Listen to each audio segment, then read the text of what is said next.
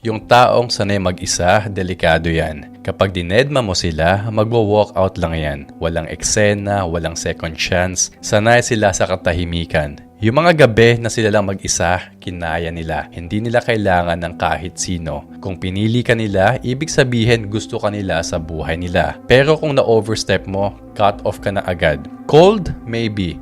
Pero ang totoo, may boundaries sila at hindi sila natatakot gamitin yon. Try mo silang i-manipulate, threaten na aalis ka, bubuksan pa nila yung pinto para sa'yo. Hindi dahil sa wala silang pakialam, kundi kasi hindi nila kailangan habulin yung mga taong hindi para sa kanila. Kasi alam nila, better to lose a person than to lose yourself. Hindi sila nag-chase, hindi sila nang hihingi. Pinapangalagaan nila ang peace of mind nila. Dahil pinaglaban nila to ng matagal na panahon. At kapag ang tao ay kontento na sa sarili niya, wala kang magagawa. Wala kang power sa taong buo na mag-isa pa lang. Hindi sila natatakot maging mag-isa. Pinapahalagahan nila yan. Marami na silang pinagdaanan at nalampasan. Hindi sila bitter, totoo lang sila sa sarili nila. Kasi kapag pinili ng tao ang respeto sa sarili kaysa sa drama at gulo, kapag pinili niya ang peace kaysa sa toxic na companionship, that person becomes powerful and dangerous.